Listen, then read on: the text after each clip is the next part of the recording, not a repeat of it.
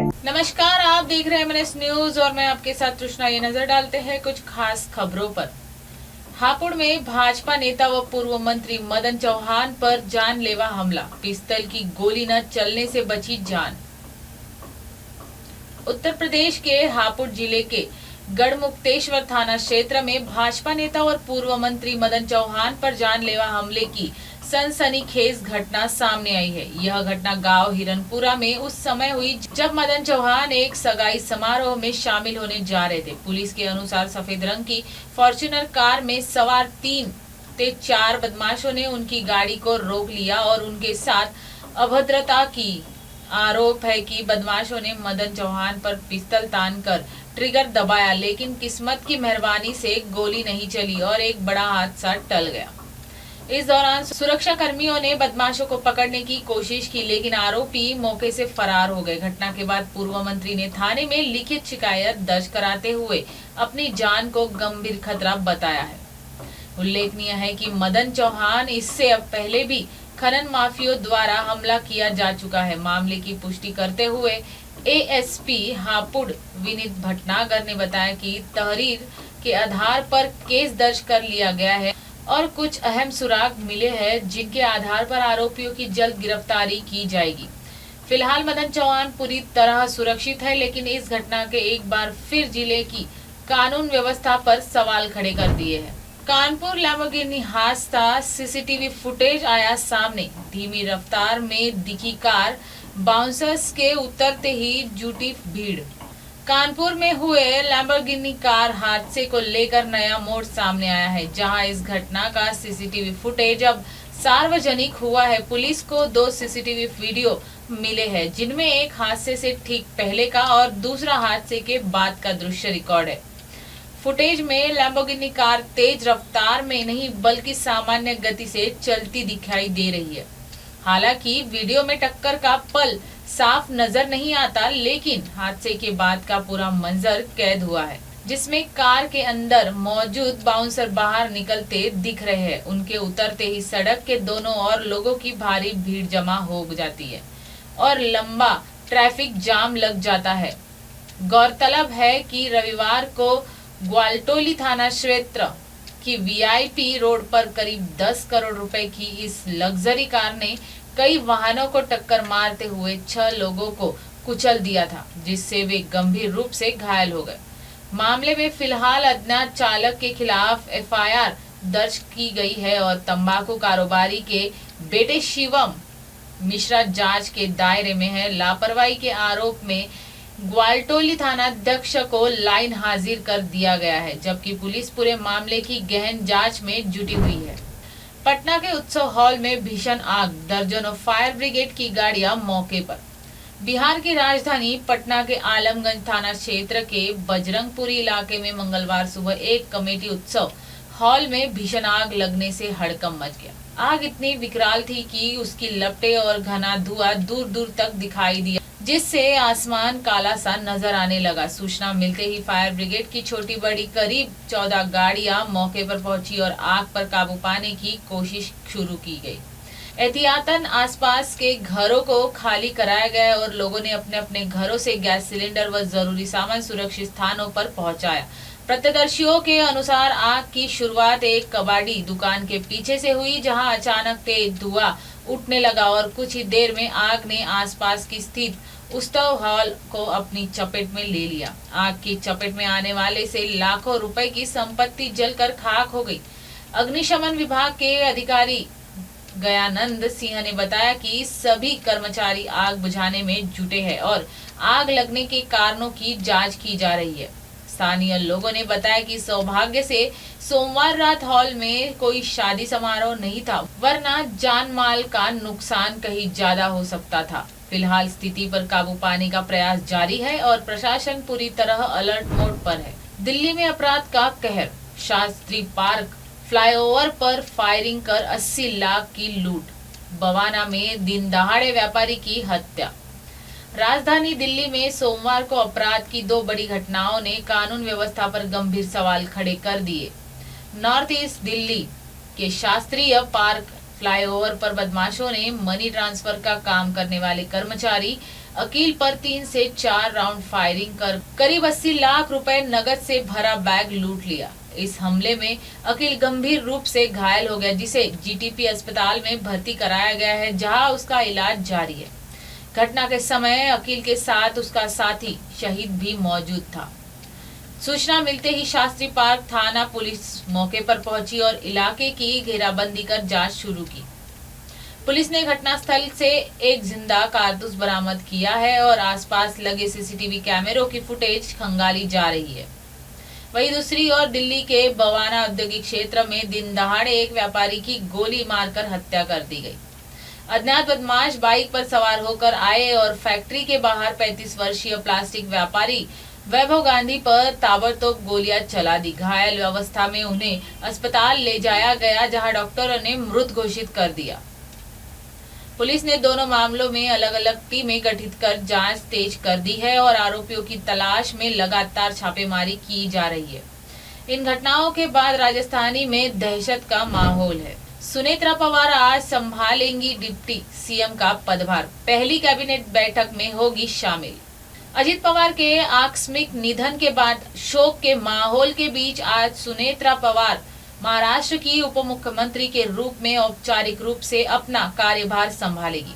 पदभार ग्रहण करने से पहले सुनेत्रा पवार ने मुंबई के श्री सिद्धिविनायक मंदिर और चैत्यभूमि में दर्शन किए, जहां उनके साथ प्रफुल्ल पटेल और सुनील तटकरे भी मौजूद रहे। इसके बाद वे मंत्रालय पहुंचकर छत्रपति शिवाजी महाराज, शाहू महाराज, महात्मा फुले और डॉक्टर भीमराव अंबेडकर की प्रतिमाओं को अभिवादन करेगी और अपने कार्यालय का कार्यभार संभालेगी। मंत्रालय की 6ठी मंजिल को उनके स्वागत के लिए विशेष रूप से सजाया गया है। आज ही सुनेत्रा पवार पहली बार कैबिनेट बैठक में भी हिस्सा लेगी, जिससे राजनीतिक रूप से बेहद अहम माना जा रहा है। इसके अलावा दोपहर 3 बजे वे विधानसभा में बजट सत्र से जुड़ी बिजनेस एडवाइजर कमेटी की बैठक में शामिल होगी। अजित पवार के निधन के बाद एनसीपी के भविष्य और संभावित विलय को लेकर चर्चाएं तेज है। ऐसे में सुनेत्रा पवार का आज शाम दिल्ली दौरा भी प्रस्तावित है, जहां वे बुधवार को प्रधानमंत्री और गृह मंत्री से मुलाकात करेगी। गौरतलब है कि सुनेत्रा पवार ने 31 जनवरी 2026 को महाराष्ट्र की पहली महिला डिप्टी सीएम के रूप में शपथ ली थी और उन्हें एक्साइज, खेल, युवा कल्याण, अल्पसंख्यक विकास और औफा जैसे अहम विभागों की जिम्मेदारी सौंपी गई है। मुंबई के मालाड में दर्दनाक हिट एंड रन इनोवा में 4 साल के मासूम को कुचला, इकलौते बेटे की मौत। मुंबई के मालाड पूर्व इलाके में एक दिल दहला देने वाला हिट एंड रन का मामला सामने आया है, जहां तेज रफ्तार इनोवा क्रिस्टा कार ने 4 साल के मासूम लक्ष्य सिंह को कुचल दिया, जिससे उसकी मौके पर ही मौत हो गई। यह हादसा 7 फरवरी की दोपहर करीब 4 बजे नीलयोग विराट बिल्डिंग परिसर में हुआ, जब बच्चा नीचे खेल रहा था। लक्ष्य अपने माता पिता की शादी के 20 साल बाद पैदा हुआ इकलौता बेटा था, जिससे परिवार पर दुखों का पहाड़ टूट पड़ा और परिजनों का आरोप है कि हादसे के बाद अगर कार चालक बच्चे को अस्पताल पहुंचाता तो उसकी जान बच सकती थी, लेकिन वह वॉचमैन को जानकारी देकर मौके से फरार हो गया। घटना का सीसीटीवी फुटेज भी सामने आया है, जिसमें बच्चे को कुचल देने के बाद कार रुकी और फिर चालक भागता हुआ दिखाई दे रहा है, जबकि सिक्योरिटी गार्ड बच्चे को गोद में उठाकर ले जाता नजर आता है। परिवार ने पुलिस पर भी गंभीर आरोप लगाए हैं। हालांकि दिंडोशी पुलिस ने बताया कि एफआईआर दर्ज कर आरोपी रमेश देवजी जतरारा को गिरफ्तार कर लिया गया है। इस दर्दनाक घटना में एक बार फिर शहर में सड़क सुरक्षा और हिट एंड रन मामलों पर सवाल खड़े कर दिए हैं। अजित पवार के प्लेन क्रैश पर उठे सवाल। आज प्रेजेंटेशन देंगे रोहित पवार, बोले संदेश अब भी बरकरार। पूर्व उप मुख्यमंत्री और एनसीपी अध्यक्ष अजित पवार की 28 जनवरी को हुए प्लेन क्रैश में मौत के बाद अब भी कई सवाल खड़े हो रहे हैं। उनके भतीजे और एनसीपी के नेता रोहित पवार ने इस हादसे को लेकर संदेह जताते हुए कहा कि दुर्घटना की परिस्थितियों को लेकर जवाब अब तक स्पष्ट नहीं है। रोहित पवार आज मुंबई में एक प्रेजेंटेशन के जरिए बताएंगे कि यह विमान हादसा कैसे हुआ और इसके पीछे क्या कारण हो सकता है। उन्होंने कहा कि इस घटना को लेकर आम लोगों के साथ साथ पार्टी नेताओं में मन की शंकाएं हैं, जिनका जवाब सामने आना जरूरी है। इससे पहले 7 फरवरी को बारामती में वोट डालने के बाद रोहित पवार ने कहा था कि अजित पवार एनसीपी के दोनों गुटों के विलय के पक्ष में थे और उनकी मौत से जुड़ी परिस्थितियां संदेह पैदा करती है। गौरतलब है कि अजित पवार की मौत चुनाव प्रचार के दौरान हुई थी, जिसके बाद पूरे महाराष्ट्र में शोक की लहर दौड़ गई थी और बाद में उनकी पत्नी सुनेत्रा पवार ने डिप्टी सीएम पद की शपथ ली। महिलाओं ने किया फैसला। ब्रह्मा गांव में शराबबंदी के पक्ष में भारी बहुमत से मतदान।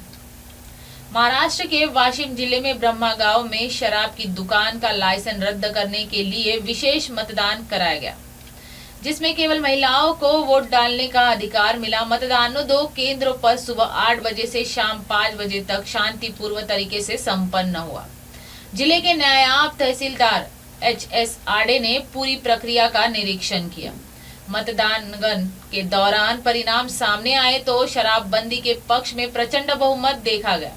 कुल 523 वोट शराबबंदी के समर्थन में पड़े, जबकि शराब बिक्री के पक्ष में केवल 14 वोट मिले और 16 वोट अवैध घोषित किए गए। इस ऐतिहासिक फैसले में गांव की महिलाओं में खासा उत्साह देखने को मिला और उन्हें इस सामाजिक प्रगति और नशा मुक्ति की दिशा में महत्वपूर्ण कदम बताया। जिलाधिकारी योगेश कुंभेजकर के आदेश पर यह मतदान कराया गया। अब जिला प्रशासन शराब की दुकान की अनुज्ञप्ति रद्द करने की आधिकारिक प्रक्रिया शुरू करेगा। ग्रामीणों को उम्मीद है कि इस फैसले से गांव में शांति, सुरक्षा और सामाजिक वातावरण में सकारात्मक बदलाव आएगा। नर्मदापुरम में बोरवेल का गर्म पानी बना खतरा। लैब रिपोर्ट में सामने आई डराने वाली सच्चाई। मध्य प्रदेश के नर्मदापुर जिले के ग्राम सोमलवाड़ा खुर्द में एक 25 साल पुराने बोरवेल से पिछले 1 महीने से लगातार गर्म पानी निकल रहा है, जो अब स्वास्थ्य के लिए गंभीर खतरा बन गया है। यह बोरवेल शुभ्रा और आकाश महालहा के घर में स्थित है।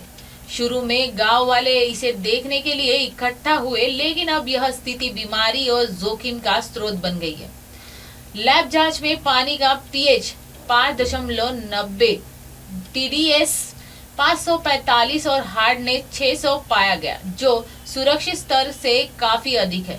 जल विशेषज्ञों ने चेतावनी दी है कि इसमें सल्फर तत्व की मात्रा अधिक हो सकती है। इस पानी का लगातार उपयोग करने से चर्म रोग, हृदय रोग और कैंसर जैसी गंभीर बीमारियों का खतरा बढ़ सकता है।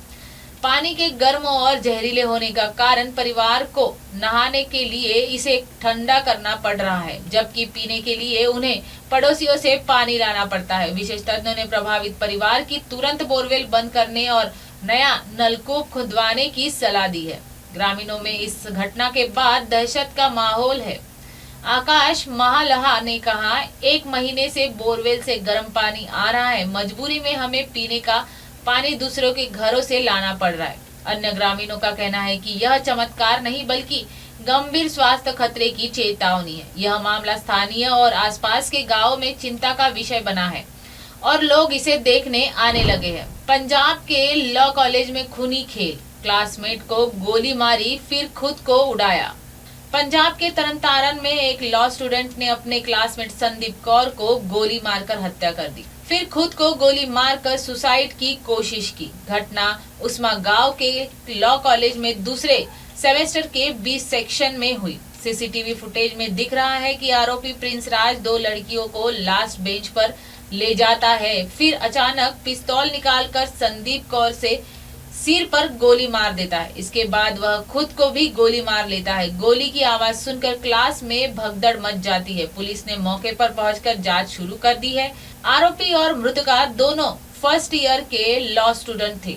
सर ਅਸੀਂ ਤੇ ਸਕੂਲ ਪ੍ਰਸ਼ਾਸਨ ਨੂੰ ਜਾਂ ਇਸ ਕਾਲਜ ਨੂੰ ਪੁੱਛਣਾ ਚਾਹੁੰਦੇ ਆ ਕਿ ਮਤਲਬ ਬੱਚਿਆਂ ਦੀ ਮਤਲਬ ਕੋਈ ਸਿਕਿਉਰਿਟੀ ਹੈ ਹੀ ਨਹੀਂ। ਬਾਹਰੋਂ ਕਿਸੇ ਨੇ ਚੈੱਕ ਨਹੀਂ ਕੀਤਾ ਕਿ ਬੱਚਾ ਜਦ ਪਿਸਟਲ ਲੈ ਕੇ ਆ ਰਿਹਾ ਆਪਣੇ ਕੋਲ, ਕਿਸੇ ਨੇ ਉਹਨੂੰ ਚੈੱਕ ਨਹੀਂ ਕੀਤਾ ਵੀ ਕਿ ਮਤਲਬ ਤੂੰ ਕਿੱਥੋਂ ਲੈ ਗਿਆ, ਕਿੱਦਾਂ। ਫਿਰ ਕੁੜੀ ਦੇ ਗੋਲੀ ਮਾਰ ਕੇ ਉਹਦੀ ਮਦਰ ਨੂੰ ਫੋਨ ਕੀਤਾ ਜਾਂਦਾ ਕਿ ਤੁਹਾਡੀ ਬੇਟੀ ਦੀ ਝਗੜਾ ਹੋ ਗਿਆ, ਛੋਟਾ ਜਿਹਾ ਲੜਾਈ ਹੋ ਗਈ, ਉਹਦਾ ਸਿਰ ਫਟ ਗਿਆ, ਬਸ ਇੰਨਾ ਦੱਸਿਆ ਜਾਂਦਾ। ਔਰ ਆ ਕੇ ਚੈੱਕ ਕੀਤਾ ਜਾਂਦਾ, ਜਦ ਪੰਚਾਇਤ ਮੋਹਤਬਾਰਾਂ ਵੱਲੋਂ ਅਸੀਂ ਆ ਕੇ ਚੈੱਕ ਕੀਤਾ ਤੇ ਕੁੜੀ ਦੇ ਗੋਲੀ ਵੱਜੀ ਹੋਈ ਆ। ਔਰ ਅਸੀਂ ਸਰ ਪ੍ਰਸ਼ਾਸਨ ਨੂੰ ਇਹ ਕਹਿਣਾ ਚਾਹੁੰਦੇ ਆ ਕਿ ਇਹਨਾਂ ਤੇ ਬਣਦੀ ਕਾਰਵਾਈ ਜਿਹੜੀ ਕੀਤੀ ਜਾਵੇ। ਕਿੰਨੀਆਂ ਗੋਲੀਆਂ ਵੱਜੀਆਂ ਕੁੜੀ ਦੇ?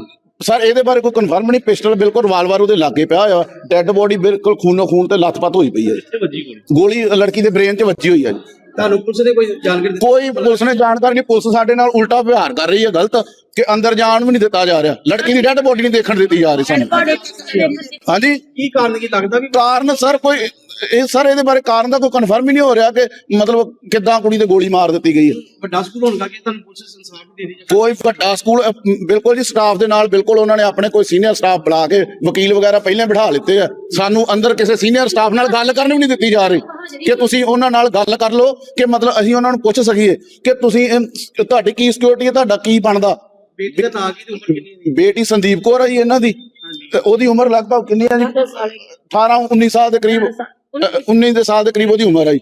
ਉਹ ਲੋ ਦਾ ਕਦੀ ਨਸ਼ਹਿਰਾ ਬਣਵਾ ਦੇ। ਇਹਨਾਂ ਦੇ ਹਸਬੈਂਡ ਦੀ ਪਹਿਲਾਂ ਐਕਚੁਅਲ ਡੈਥ ਹੋ ਚੁੱਕੀ ਹੈ।